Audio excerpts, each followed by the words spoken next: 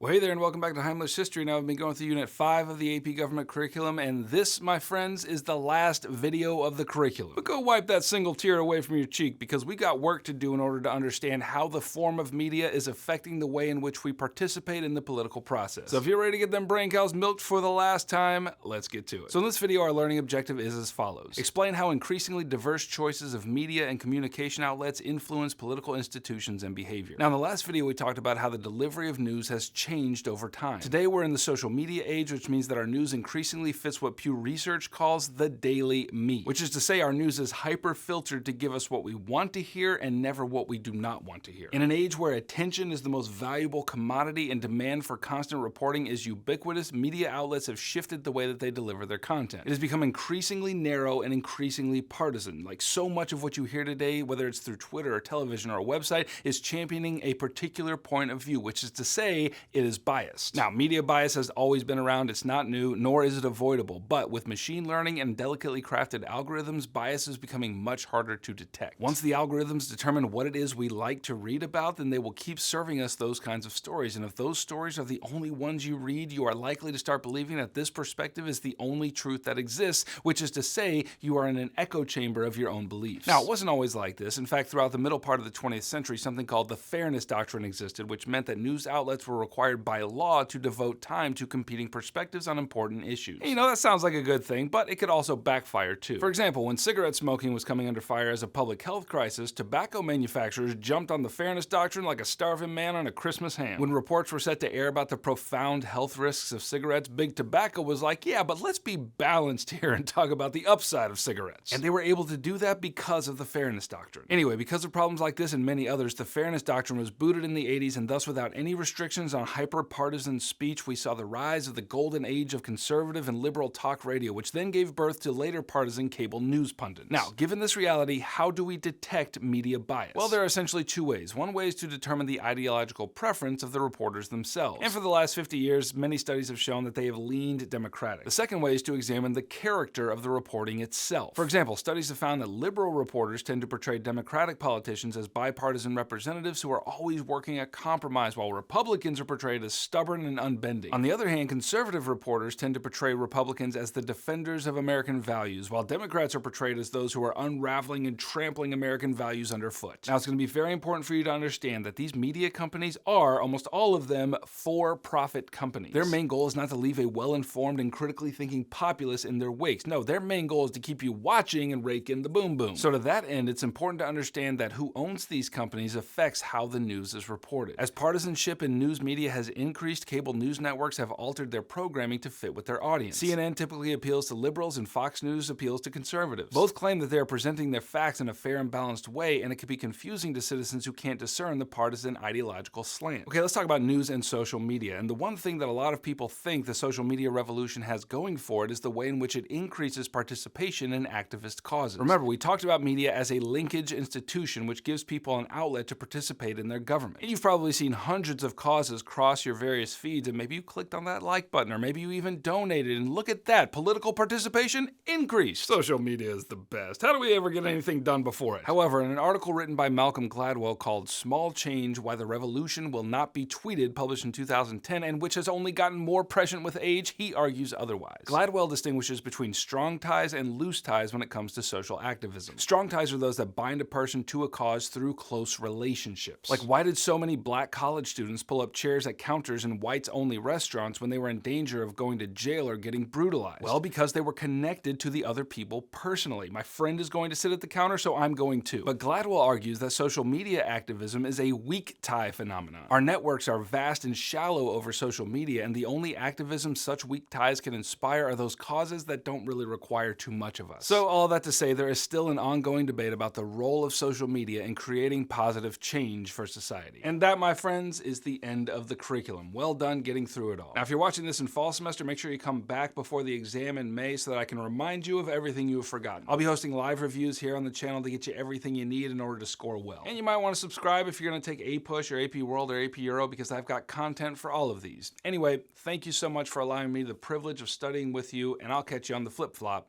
Heimler out.